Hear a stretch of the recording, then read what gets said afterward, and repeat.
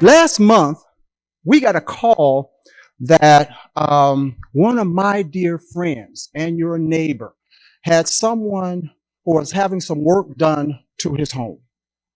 And all day long, they were in and out of the house. At the end of the day, somehow the couple were in their basement relaxing and they heard a noise in their home.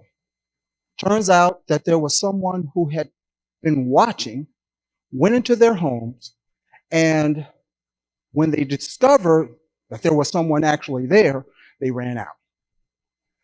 This morning, I got a call from the village president. He says that over in the Olympia Club, someone had done a porch pirate. These are incidents in which, in our town, although we have the best, we have the best town in the country. We have always had a legacy of being safe, and we want to continue to have that. So today, I want to first say hello and welcome you to the Public Safety Workshop. Now, this workshop is sort of designed to be a little different in that we want to make sure that real life situations that occur within our environs are going to be asked of our presenters. And before I do any of that, I want you to know that it is so important for me to acknowledge right now our sponsors. Our sponsors of this event is the Village of Olympia Fields, the Olympia Fields Park District, as well as the Public Safety Committee. Many of these members are here today. The only other thing that I would say before I bring on the next speaker is that thanks to those who are not only in the audience, but those who are on the new technologies like Zoom. This is being broadcasted, and at the same time, hopefully next week, this will also be taped for those who cannot join us today through YouTube. These technologies, however, have a lot of challenges, and that's part of what we're going to be talking about today. At this time, what I would like to do is to bring up my wife of 38 years, Pam. Pam is one who has been with the news business for we'll just say a long time. I shouldn't have said how many years we've been married, but we hope that this was going to be an interactive discussion about safety protocols in our town. Without further ado, please welcome Pam Oliver. Thank you. I'm so happy to see so many of our residents participating. I'm thrilled because information is, you can't put a price tag on it. You can't just buy it. You can't just assume you know because you're well informed or that you read the papers or that you watch TV. So this is really important. Thank you, gentlemen, for taking your time to do this. Because we have so many challenges, I just want to just give you a couple examples of personally how this has affected us. We almost lost our life a couple of years ago, about 3 years ago, when we had a carbon monoxide leak and we didn't know. It was about 5:30 in the morning and we heard this really strange sound. And it wasn't like your normal alarm. It was a strange alarm. And Kelvin and I looked at each other and we're like, well, what's that? That doesn't sound like it's an alarm. While we're debating about what it is, my son, who was at the house, said, do you all hear that? Do you hear that? We're like, yeah. So we go and investigate. And within a minute, our phone was ringing and it was our alarm company saying, your carbon monoxide detector is going off. And I said, we were just on our way to investigate. And they said, you need to get out of the house now. And I said, well, should I call the fire department? And they said, we've already called them. They're on their way. And the next thing we knew, no, the doorbell was on. We heard the alarm.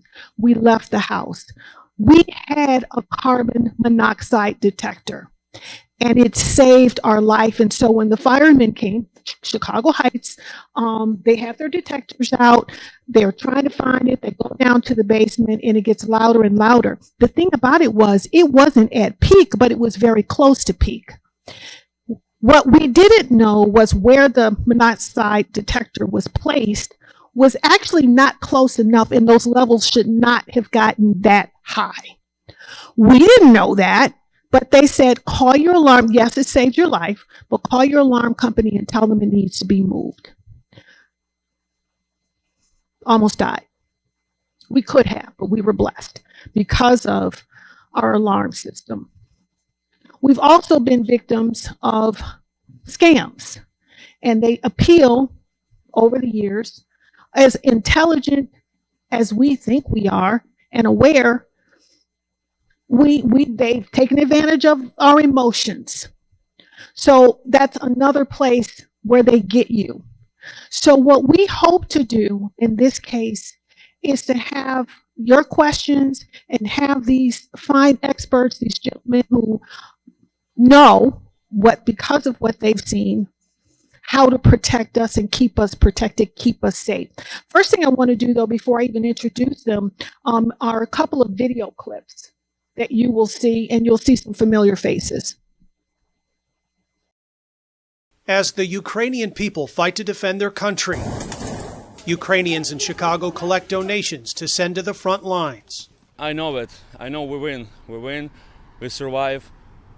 And after that, we become better than we are right now. Donation drives like this one on Belmont show just how many people across the Chicago area want to help the people of Ukraine. Here, they're collecting items like first aid kits, tactical gear, and meals ready to eat. We're told these supplies will be on a cargo plane headed to Ukraine tomorrow, hopefully ending up where they are needed. I don't think anybody's certain about anything in life, but all we can do is try to do what we can. We can't sit around. There appears to be a growing number of ways to donate supplies and funds to Ukraine. The Better Business Bureau wants consumers to give, but give wisely. The Better Business Bureau says if you plan to send money through a charity, be sure to ask if the charity can get to the impacted area, if it is experienced in providing emergency relief, and how much it spends on charity versus administrative costs. Donating to a well-established organization and using, if at all possible, your credit card for donations, because that's your safest bet against fraud. Meanwhile, these volunteers say they are doing what they can to help. Makes us focus on some of the positive versus just watching in silence the genocide that is happening. Chris Coffey, NBC5 News.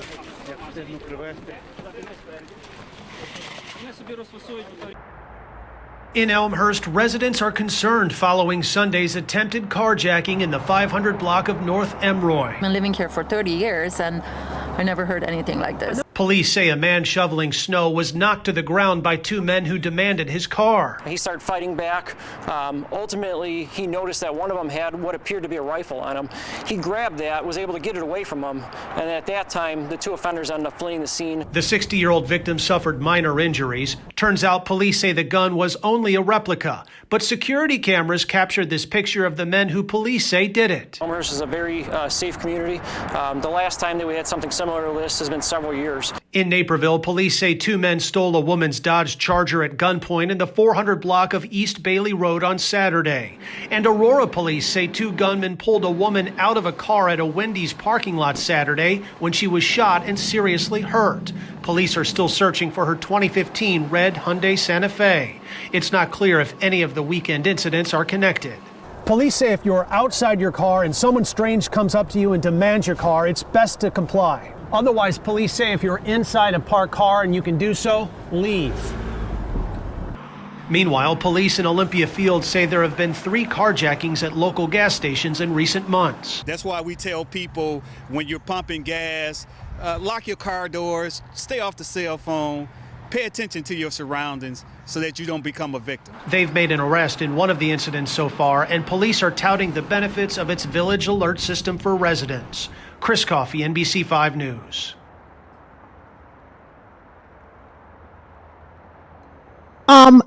Steve Bernas, you won't believe what today is.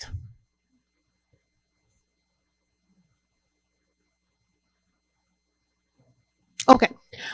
Today actually officially kicks off Consumer Awareness Week. Today kicks off. And tomorrow there is big news coming out about scams, the top 5 scams. The Federal Trade Commission says that consumers lost more than $8 million to fraud in 2021, right? And that's a 70% increase from 2020. It probably has a lot to do with us working from home, being at home. Top 5 scams, and you won't believe what some of these are. So Steve, thank you so much for joining us to tell us a little bit about what those scams are and how to protect ourselves. Thank you. Thank you. I'm Steve Bernas, President and CEO of the Better Business Bureau serving Chicago and Northern Illinois. I'd first like to thank Kelvin Oliver for inviting me today to Olympia Fields to provide some valuable information to the residents from the Better Business Bureau to help you become a better informed consumer and hopefully prevent you from falling for many scams that may be out there. As I mentioned, my biggest frustration in my 34-year career at the Better Business Bureau has been when consumers call us after and it's too late. The Better Business Bureau would like you to call us ahead of time and do the research ahead of time before doing business with an organization or before going with a service or buying a product, whatever it may be. Again, the Better Business Bureau is not the end-all, be-all for research. The Better Business Bureau suggests you check other sources as well to provide some information on this individual or organization or the service you are buying. A lot of the scams I'll be covering today to what to watch out for could have been prevented if the consumers would have called us first and we could have provided them information on what to look out for.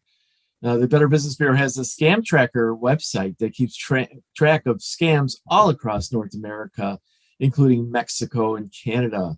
So it's bbb.org/scam tracker. There you can find a lot of information about the scams. And we also need the public support to contact us if they do come across a scam to help us and provide this information to other consumers calling us and maybe prevent them from falling victim to this as well. So even if you don't fall victim to a scam, please contact the Better Business Bureau and let us know about it in order to help consumers be wary of these particular scams. Again, I'm only providing a top 10 list that came from 2021. It's more of a guide and educational component so you don't fall victim to these scams. So I will provide the top 10 list and what the Better Business Bureau has seen, but there are other scams out there. So it's always best to check out the offer itself with the Better Business Bureau first, but there's lots of resources out there from the Olympia Fields City office to the fire department, police department. We just want consumers to become educated, but do their research as well. Because sometimes you spend too much time on the front, not enough time on the front end rather, when you're looking at a company, and you spend a lot of time after when you realize you've been scammed and only realize you should have done this in the first place. So here are the top 10 scams of 2021, and the first one was online purchases. This is still a growing problem. It's number one yet this year in 2022. What we're seeing is a lot of fake websites. So I think consumers have to remember that these websites can be, taken and bought by scammers just as well as the good companies. So it's imperative to do the research on your organization ahead of time. But one startling statistic that always resonates with me and others is that 56%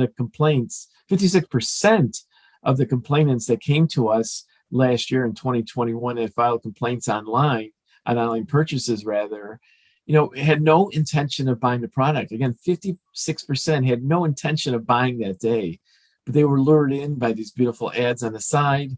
So I just want consumers to be wary of that, to understand that the scammers do buy advertisements and they are lurking on the website. So please do the research on the company before clicking that link. Next is phishing scams. And speaking of clicking on links, phishing scams was number 2 in our top scams of last year at the Better Business Bureau. This is a way for scammers to send you an email or a text message, and they want you to click on that link. They don't want you to think about it or find out what it's about. They just want to click on that link. But by doing so, you can put your personal computer in jeopardy of being hacked or being manipulated in some way, or spam or malware added to it. So you have to be very careful if you're clicking a link. And even if it's coming from a friend, I'd rather you call that friend and ask them, did you send a link? Because a lot of times you get an unsolicited email. That's usually what we call the tip off to the rip off, and consumers don't do the research on that. So phishing scams is a big problem, and also smishing, which is sending text messages trying to get you to click on the link that, this is Amazon or this is AT&T wanting to offer you free money or to survey, just click here. Again, it can lock your computer up and hold it. They can hold it hostage. If you don't think that works, there's a few years ago, South Suburban Police Station had to pay the ransomware to get their files back. So it does work. Number 3 is employment scams. That's number 3 in 2021. And those are people looking for legitimate offers online only to find out their scammers are there trying to take advantage of the situation. So it's imperative to remember that the scammers are there lurking in the background and trying to entice you with these great, too good to be true offers that there's nothing needed, and you get this job, but you have to provide additional information, or that you have to provide a credit card number to buy things for the company itself. So do the research on the company, make sure that they are offering that position, especially if you're doing business on these big websites, these employment websites. It's imperative that you stay on those websites and don't get taken off by those scammers who try to take you off the website and put you on a different site or try to work with you on email. Stay on those websites itself. Again, if somebody asks you to pay money without getting the job first, or you got to buy products, to be very wary. We had a consumer a few months ago who basically was told to buy an iPad and an iPhone and send it up to a California address so they could put the company's software on it.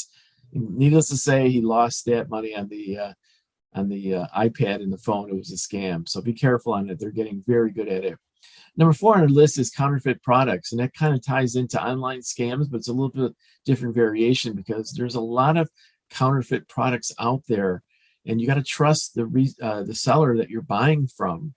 And especially in the online world, we're seeing a lot of that. Would you want to buy a smoke detector that's counterfeit in some way, or some other, or pharmaceutical supplies, like pills? You can find those things online, and the scammer is selling those things. So it's important to remember there are a lot of counterfeit products out there. So we want consumers to be wary of that. Make sure they check the seller itself before doing business with them. And if the offer seems too good to be true, it usually is. Number 6 on the list is identity theft. That happened, in 2021. It's still growing this year.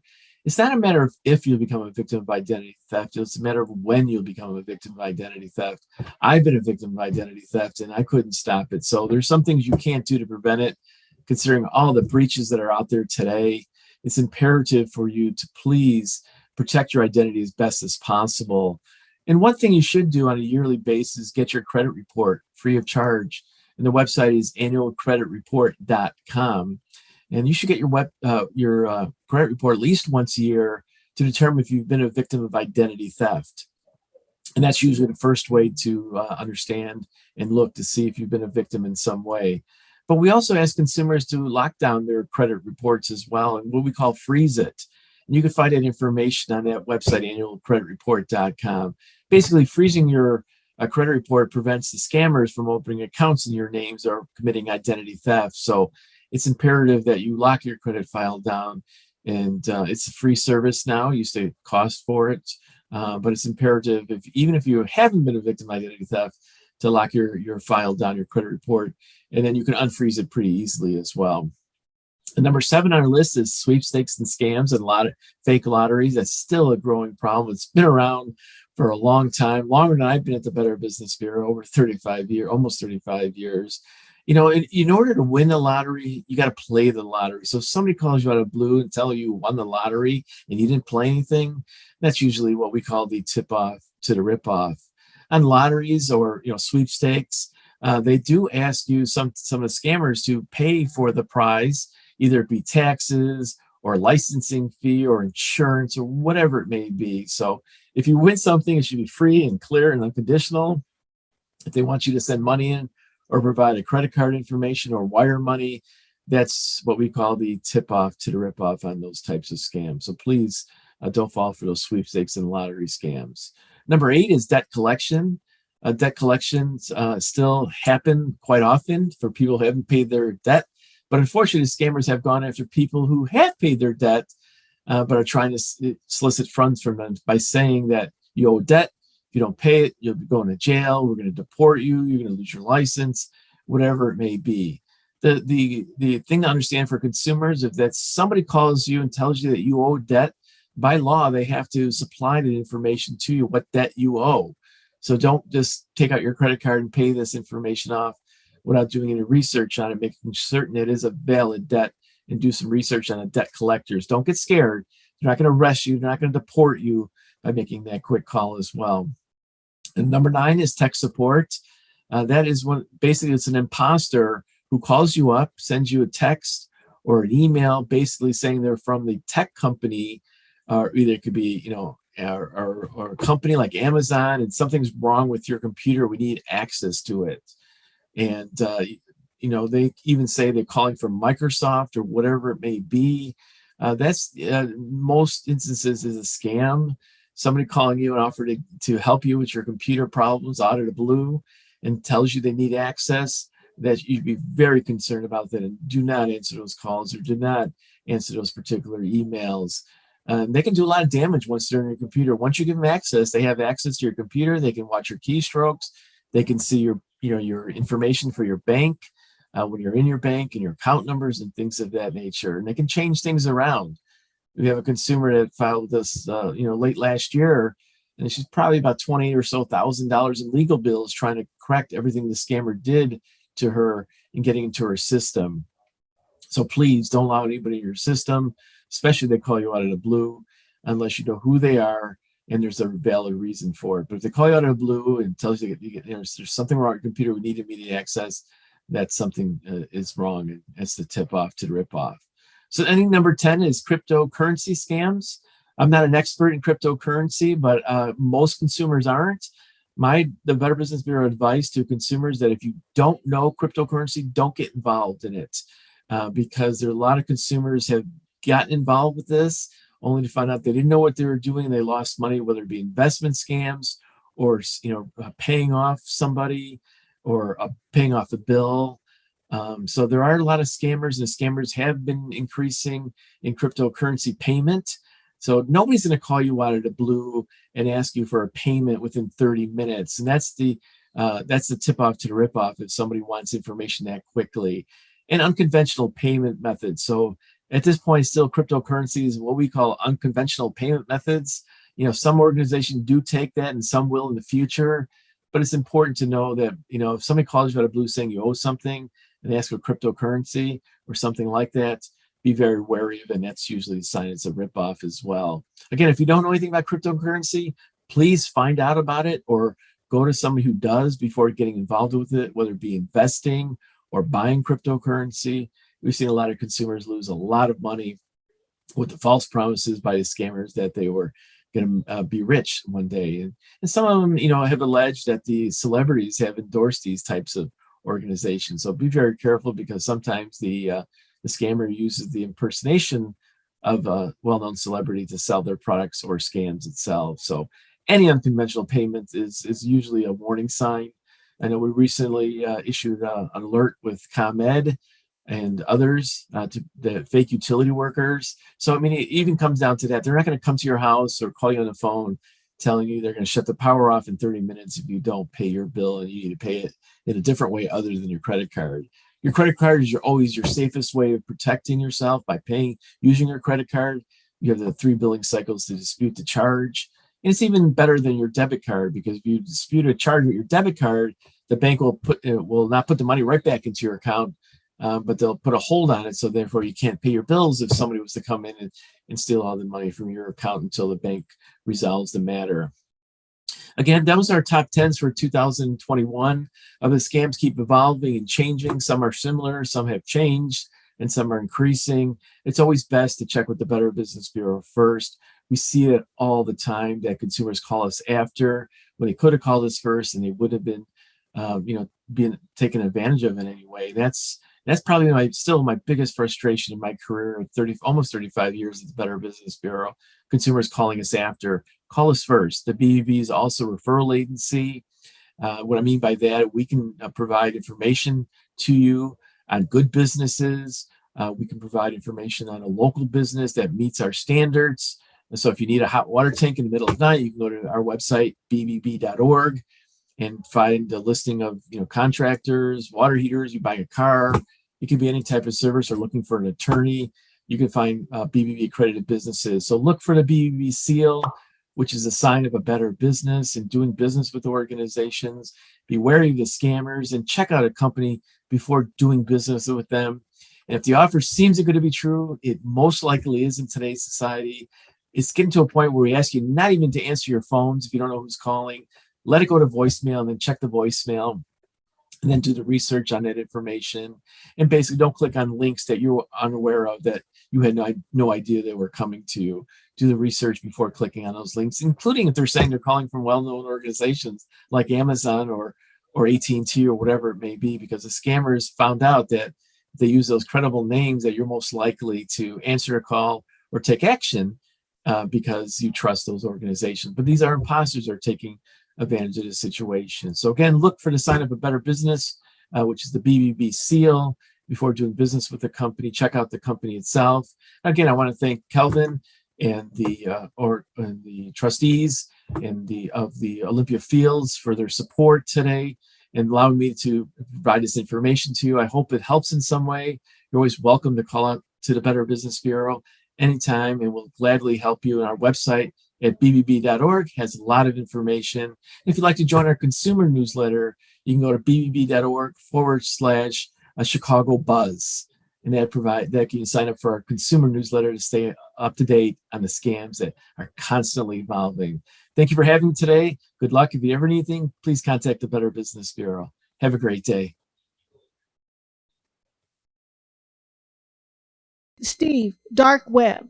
The dark web. I have like a credit notification if anybody is like looking into my stuff, and dark web comes up sometimes. Your information has been found on the dark web. What should we do? I froze my credit report. That's one of the things that I did.